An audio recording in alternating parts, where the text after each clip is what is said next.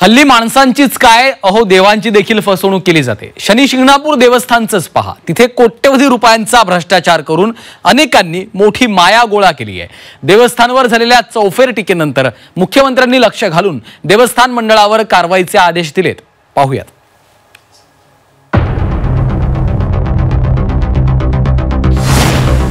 शनी शिंगणापूर देवस्थानला भ्रष्टाचाराची साडेसाती।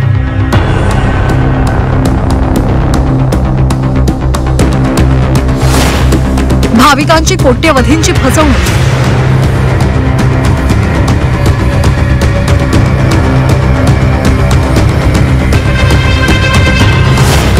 मुख्यमंत्री फडणवीसांचे कारवाईचे आदेश।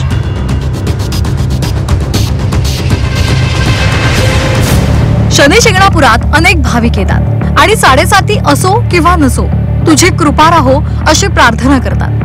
मात्र याच देवस्थानाला भ्रष्टाचाराची साडेसाती लागली आहे। भाविकांची देवाच्या नावे कोट्यवधी रुपयांची फसवणूक झाली आहे। ऑनलाईन पद्धतीने पूजा, बनावट ऍप्स, QR कोड, बोगस कर्मचारी असा मिळून तब्बल 500 कोटींचा घोटाळा झाल्याचा आरोप भाजपचे नेते ऋषिकेश शेटे यांनी केलाय। या भ्रष्टाचारामध्ये सगळे करता करावे जो आका आहे तो आका शंकरराव गडाख हाच आहे आणि त्याच्या अंडर मग सर्व विश्वस्त यामध्ये सामील आहे, कार्यकारी अधिकारी आहे आणि देवस्थान मधीलच बरेचसे कर्मचारी आहेत जे याच्यामध्ये इन्व्हॉल्व आहेत। या ठिकाणी जे कर्मचारी काम करतायत या एका कर्मचारी 100 एकराचा मालक झाला, काही कर्मचारी 200 एकराचे मालक झाले आणि किती हलक्यात जर कर्मचारी। आता एक उदाहरण मी बंगला सोशल मीडियावर मी पोस्ट टाकला होता, तर जो कर्मचाऱ्याला 15,000 रुपये पगार आहे तो 4 कोटीचा बंगला मागतोय।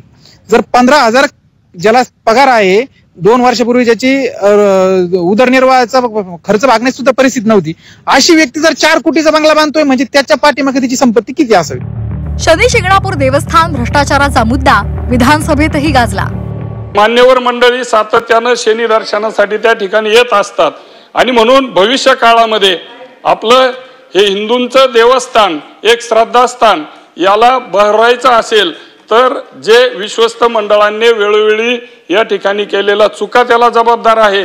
आणि हा मोठा घोटाळा प्राथमिक त्या ठिकाणी विश्वस्त मंडळाने 3 ॲपवर एक पत्र दिलं, त्याचा गुन्हा देखील अजून दाखल झालेला नाही, परंतु 15 ते 16 बनावट ॲप त्यामध्ये आहे आणि करोडो रुपयाचा घोटाळा त्या ठिकाणी झालेला आहे।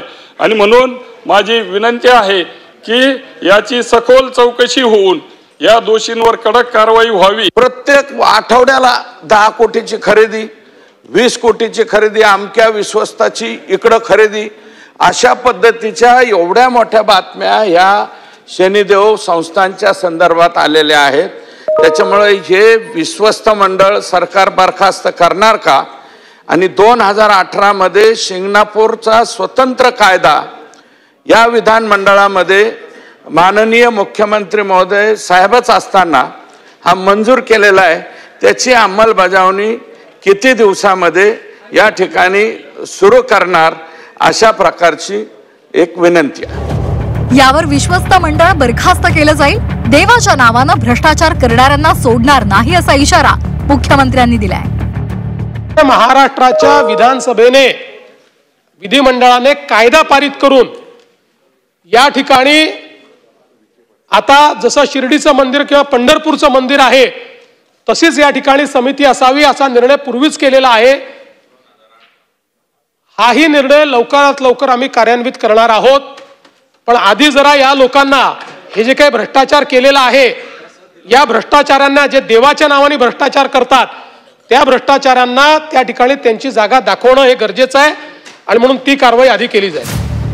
दरम्यान माजी मंत्री शंकरराव गडाख यांच्या अधिपत्याखाली शनी मंदिर ट्रस्ट सुरू होतं, त्यामुळे भ्रष्टाचाराची उत्तरं त्यांनाच द्यावी लागतील असा निशाणा पालकमंत्री राधाकृष्ण विखे पाटील यांनी साधलाय। असं की त्यांनी सुद्धा काही पथ्य पाहायला पाहिजे होती, जबाबदारीतून त्यांना बाजूला जाऊ शकत नाही। ही सगळी जी भ्रष्टाचाराची पालमुळं जी आहेत आणि त्याच्यामध्ये सहभागी झालेली लोक जे आहेत ते त्यांचेच कार्यकर्ते आहेत। म्हणजे देवस्थानचा सुद्धा पैसे तुम्हाला पुरायला तयार नाही। राजकारणामध्ये तुम्ही लोकांच्या मध्ये गेलं पाहिजे, जनाधार मिळवला पाहिजे, पण तुम्ही जे शनी महाराजांच्या तुम्ही पेटीत हात घातला, झोळीत हात घातला, त्याचं प्रायश्चित तुम्हाला आता मिळतंय। पण मला वाटतं त्यात काय राजकीय भूमिका काही नाहीये।